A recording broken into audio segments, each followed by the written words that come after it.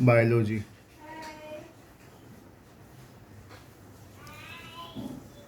Standard 11 chapter number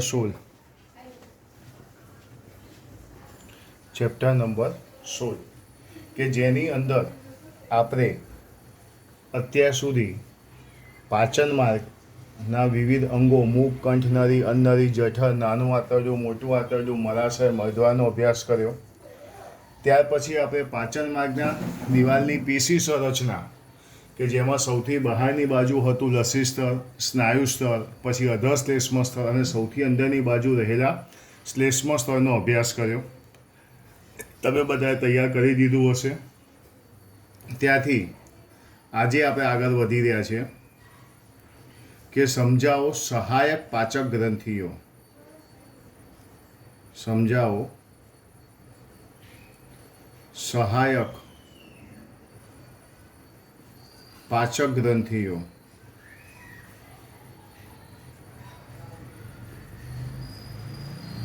નો અભ્યાસ કરીશું.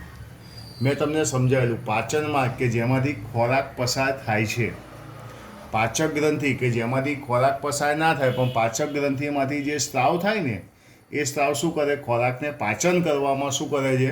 મદદ કરે છે. તો સમજાવો સહાયક પાચક ગ્રંથિઓ. તો સહાયક પાચક ગ્રંથિઓ જે છે તેમાં કોનો સમાવેશ થાય છે? તો સહાયક પાચક ગ્રંથિઓ જે છે તેમાં લાળ ગ્રંથિઓ, યકૃત અને સ્વાદુપિંડનો સમાવેશ થાય છે. ફરીથી એકવાર, તેમાં કોનો સમાવેશ થાય? લાળ ગ્રંથિ, યકૃત અને સ્વાદુપિંડનો સમાવેશ થાય છે. આ 3 પાચક ગ્રંથિઓ. પણ તમને પરીક્ષામાં પૂછાય કે સહાયક પાચક ગ્રંથિઓની સંખ્યા કેટલી? તો સહાયક પાચક ગ્રંથિઓની સંખ્યા બધા શું લખશે કે 1, 2, 3. 3 નહીં લખવાની. કેમ નહીં લખવાની? તો હવે સમજો. લાળ ગ્રંથિઓ છે ને એ લાળ ગ્રંથિઓની 3 જોડ હોય. લાળ ગ્રંથિઓની કેટલી જોડ હોય? 3 જોડ હોય. તો કેટલી થઈ? 6 થઈ. 6, 7 અને 8. કેટલી લખવાની? 8 લખવાની. ક્લિયર? લાળ ગ્રંથિઓ, યકૃત અને સ્વાદુપિંડ.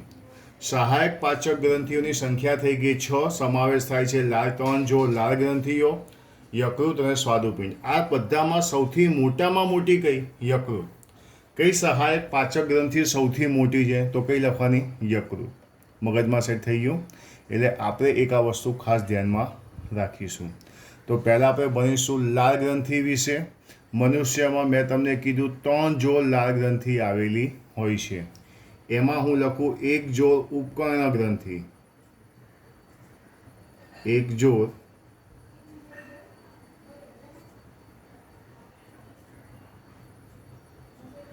ઉપકર્ણ ગ્રંથિ, 1 જોડ અધોહનુ,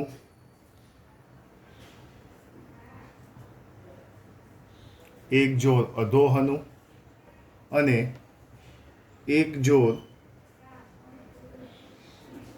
અધોજીહ્વા. 1 જોડ ઉપકર્ણ ગ્રંથિ, 1 જોડ અધોહનુ, 1 જોડ અધોજીહ્વા. આ હોય છે જીભની નીચે. આ હોય છે અધોહનુ એટલે નીચલા જડબાની નીચે. ઉપકર્ણ ગ્રંથિ એટલે કાનની નીચેની બાજુ, ગાલ બાજુ આવેલી ગ્રંથિ છે 1 જોડ ઉપકર્ણ ગ્રંથિ. તો આપણા શરીરમાં કેટલા જોડ લાળ ગ્રંથિ છે? 3 જોડ લાળ ગ્રંથિ. એમાં તમારી જાણકારી માટે સૌથી મોટામાં મોટી લાળ ગ્રંથિ કઈ? તો ઉપકર્ણ ગ્રંથિ. કઈ આવશે? ઉપકર્ણ ગ્રંથિ. એ સૌથી મોટી લાળ ગ્રંથિ છે. હવે આ સૌથી મોટામાં મોટી આપણે જોવા જઈએ ઉપકર્ણ. મેં તમને કીધું આ સૌથી કેવી છે? મોટી છે. આ સૌથી કેવી છે? મોટી છે. હવે એવું કહેવાય કે જો તેમાં બેક્ટેરિયાનો ચેપ લાગે, જો તેમાં બેક્ટેરિયાનું ઇન્ફેક્શન થઈ જાય, કોની અંદર? ઉપકર્ણ ગ્રંથિની અંદર બેક્ટેરિયાનો ચેપ લાગે તો ગાલ પચોર્યું નામનો રોગ થાય છે. ગાલ ફૂલી જવા, ગાલ પચોળ્યું. સાંભળ્યું છે ને નામ? ગાલ પચોળ્યું નામનો રોગ થાય છે. તો લાળ ગ્રંથિઓની કેટલી જોડ છે? 3 જોડ છે. 1 જોડ ઉપકર્ણ ગ્રંથિ, 1 જોડ અધોહનુ, 1 જોડ અધોજીહ્વા.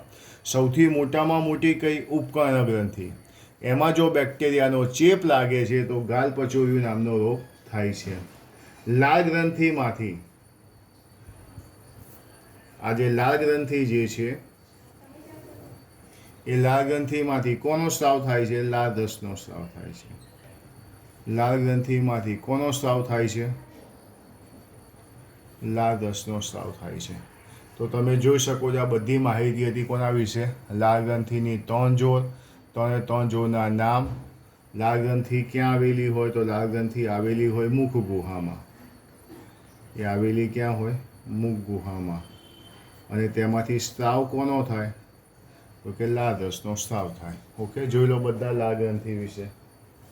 તો લાળ ગ્રંથિઓ કુલ કેટલી? 6. એમાં સૌથી મોટી કઈ? ઉપકર્ણ. ઓકે, અને સહાયક પાચક ગ્રંથિઓમાં લાળ ગ્રંથિ પછી શું આવે? યકૃત. તો આપણે યકૃતની ચર્ચા કરીએ, પણ લાળ ગ્રંથિ એકવાર જોઈ લો બધા.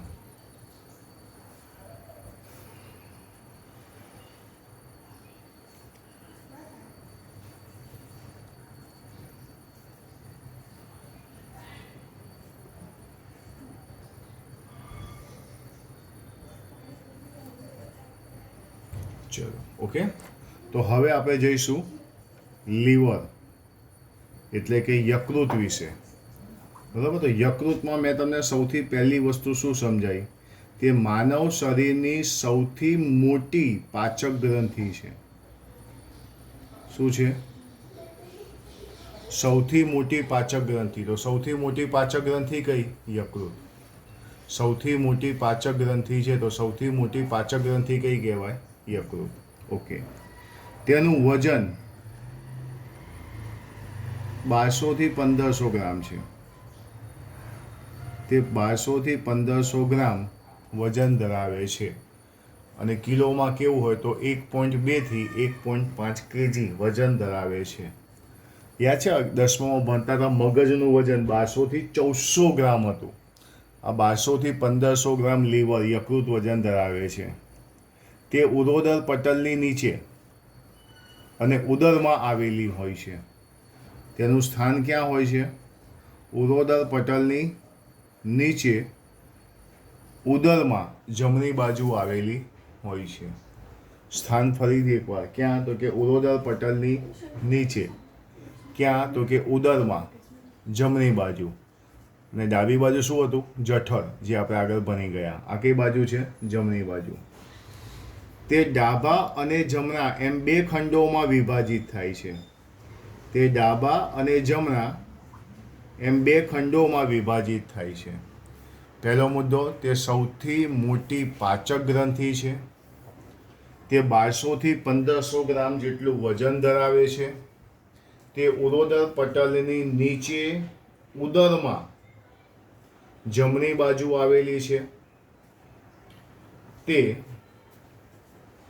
ડાબા અને જમણા એમ 2 ખંડોમાં વિભાજિત થાય છે. ઓકે, એના પછીનો મુદ્દો, યકૃત ખંડિકા.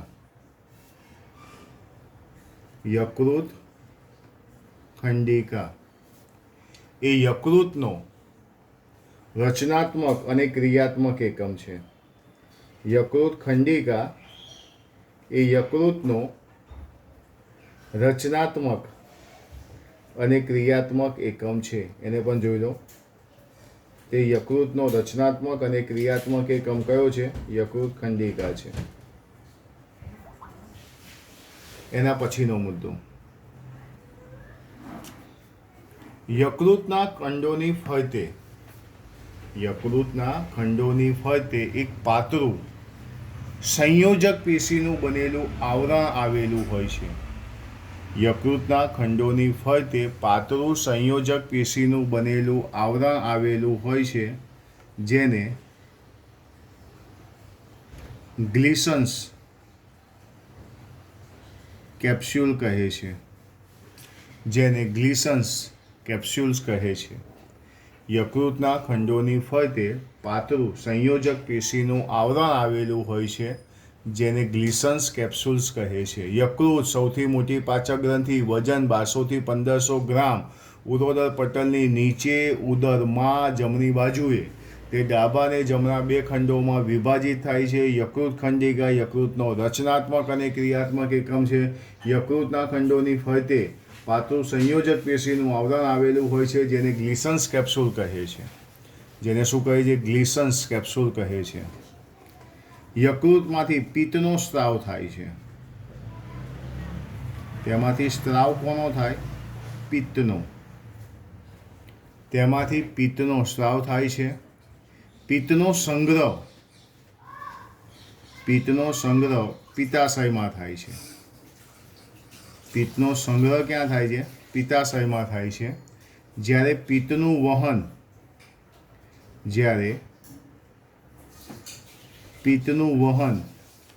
પિત્તનળી દ્વારા થાય છે. યકૃતમાંથી કોનો સ્ત્રાવ થાય છે? પિત્તનો સ્ત્રાવ થાય છે. પિત્તનો સંગ્રહ પિત્તાશયમાં થાય છે, જ્યારે પિત્તનું વહન પિત્તનળી કરે છે. પિત્તનું વહન કોણ કરે છે? પિત્તનળી કરે છે. હવે એક એવો મુદ્દો જે આ બંનેનો કમ્બાઇન્ડ યકૃત ને સ્વાદુપિંડ બંને સાથે કનેક્ટેડ છે. એટલે હું અહીંયા લખીશ કે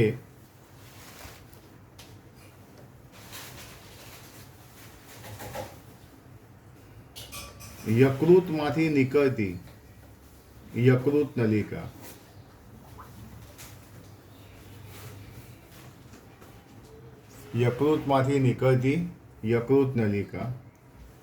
અને સ્વાદુપિંડમાંથી નીકળતી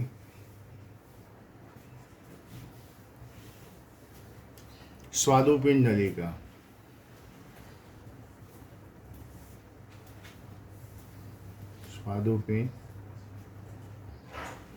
યકૃતમાંથી નીકળતી યકૃત નલિકા અને સ્વાદુપિંડમાંથી નીકળતી સ્વાદુપિંડ નલિકા ભેગી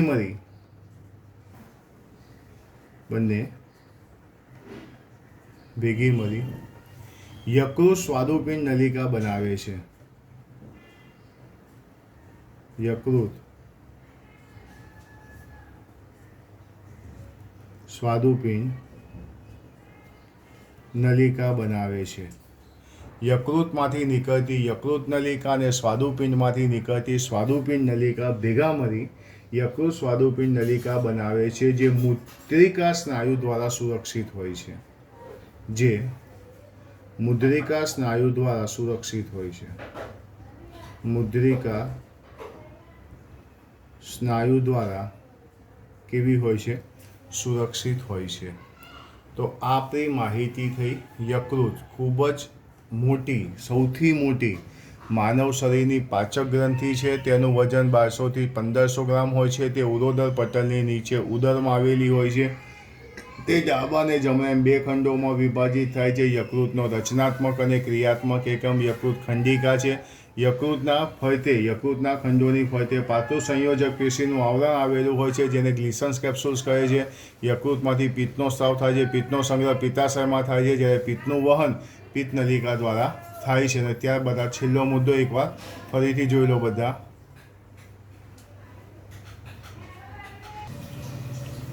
ચલો, લાળ ગ્રંથિ આપણે જોઈ, પછી આપણે જોયું બીજા નંબરની અંદર કઈ જોઈ? યકૃત, પણ જે આપણા શરીરની સૌથી મોટી પાચક ગ્રંથિ છે. તો હવે આપણે કોના વિશે જોઈશું? સ્વાદુપિંડ વિશે. હવે આપણે લઈશું સ્વાદુપિંડ. તો અહીંયા લખીશ સ્વાદુપિંડ.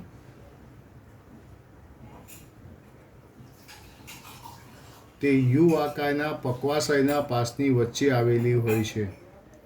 તે યુ આકારના પક્વાશયના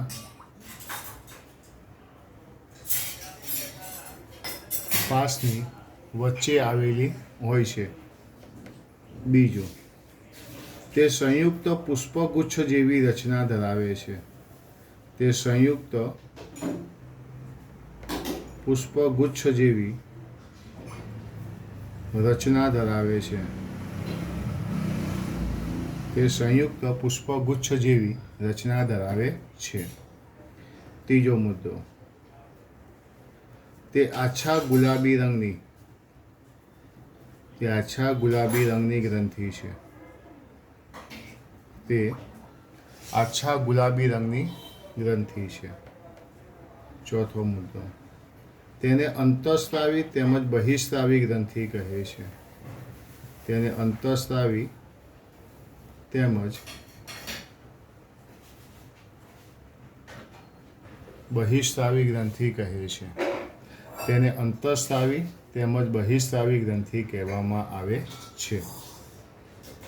સ્વાદુપિંડ ઉત્સેચકો ધરાવતું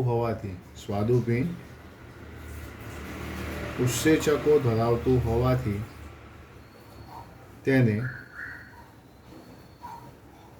બહિઃસ્રાવી ગ્રંથિ કહે છે. સ્વાદુપિંડ ઉત્સેચકો ધરાવતું હોવાથી તેને બહિઃસ્રાવી ગ્રંથિ કહે છે. બીજું, સ્વાદુપિંડમાં લેંગરહાંસના કોષપુંજો આવેલા છે. લેંગરહાંસના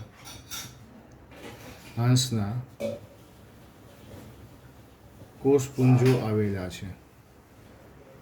સ્વાદુપિંડમાં લેંગરહાંસના કોષપુંજો આવેલા છે, જેમાંથી ઇન્સ્યુલિન અને ગ્લુકાગોન જેવા અંતઃસ્રાવોનો સ્રાવ થાય છે. જેમાંથી ઇન્સ્યુલિન અને ગ્લુકાગોન જેવા અંતઃસ્રાવ આવેલા છે.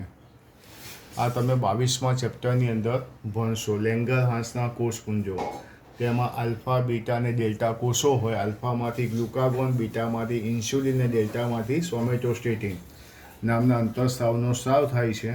આથી ઉત્સેચકો ધરાવે છે એટલે આપણે શું કીધું? બહિઃસ્રાવી. તો અંતઃસ્રાવો ધરાવે છે, આથી તેને શું કહેવામાં આવે છે? અંતઃસ્રાવી ગ્રંથિ પણ કહે છે. તો સ્વાદુપિંડ યુ આકારના પક્વાશયના પાસની વચ્ચે આવેલી હોય છે. તે સંયુક્ત પુષ્પગુચ્છ જેવી રચના ધરાવે છે. તે આછા ગુલાબી રંગની હોય છે. તેને અંતઃસ્રાવી તેમજ બહિઃસ્રાવી ગ્રંથિ કહેવામાં આવે છે. તેમાં લેંગરહાંસના કોષપુંજો આવેલા હોય છે.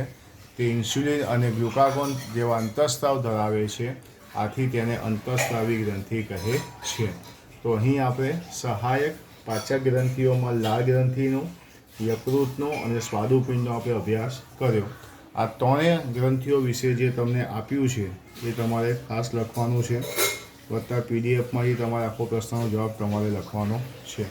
એટલે આ ત્રણ ગ્રંથિઓ વિશે, એમાં સ્વાદુપિંડ ફરીથી એકવાર જોઈ લો અને ટેક્સ્ટ બુકમાંથી પણ ત્રણ ગ્રંથિઓ વિશે વાંચી જાઓ.